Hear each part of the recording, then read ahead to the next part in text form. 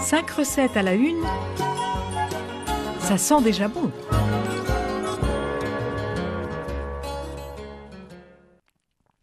Bonjour, on se retrouve aujourd'hui pour une recette de chef avec le masseron. Je vous propose de réaliser donc un rouget barbet au masseron, purée d'oignons nouveaux, risotto au curcuma et fricassé de pleurote.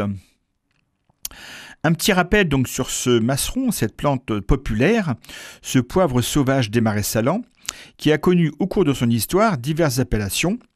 On l'a appelé poivre des moines, persil de cheval ou gros persil de Macédoine. C'est en effet le nom de cette plante qui dérive de l'italien Macerone, qui signifie originaire de Macédoine. Dès l'Antiquité, le masseron est apparu dans les textes des grands auteurs sous divers noms, repris par la suite. On l'a appelé Olusatrum ou Olisatrum. On le rapprochait alors du céleri sauvage, une autre ombellifère maritime, sur le surnom de Hipposalinum.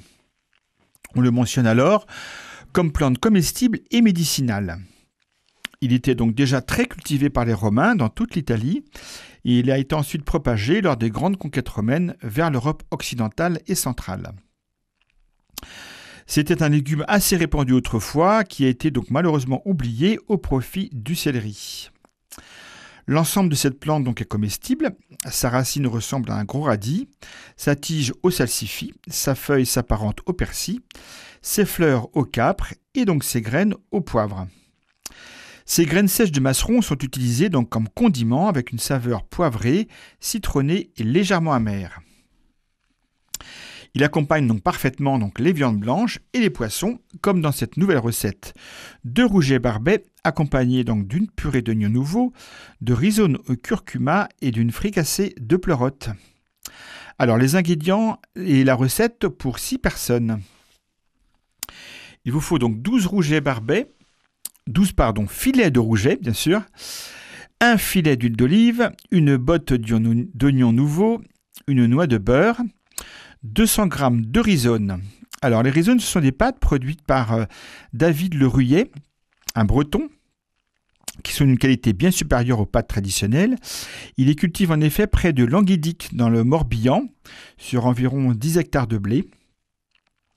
C'est un blé tendre, un blé qu'il récolte, qui est ensuite transformé dans son propre atelier.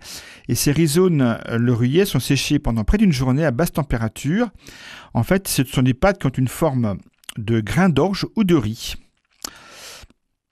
Vous pouvez retrouver donc ces produits sur son site internet www.leruyetboutique.com.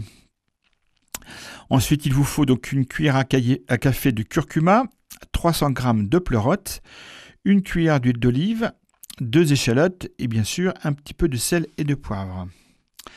Alors pour les rougets, donc mettre les rougets dans un bac, recouvrir d'huile d'olive et de graines de masseron, faire mariner une demi-heure, puis mettre au four à 55 degrés pendant 15-20 minutes. Les rougets vont rendre un petit peu d'eau qui sera utilisée pour la sauce si besoin, le plat se suffisant à lui-même.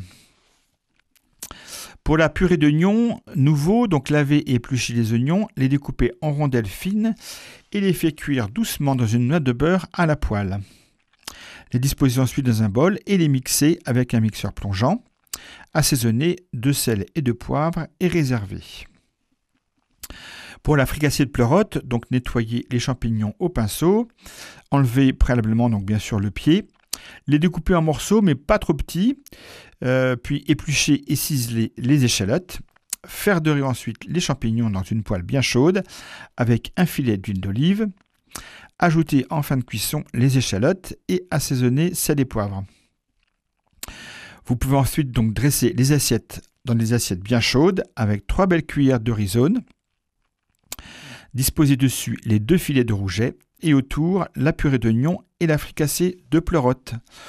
Vous retrouvez l'ensemble des ingrédients de cette recette sur le site internet de Radio Fidélité.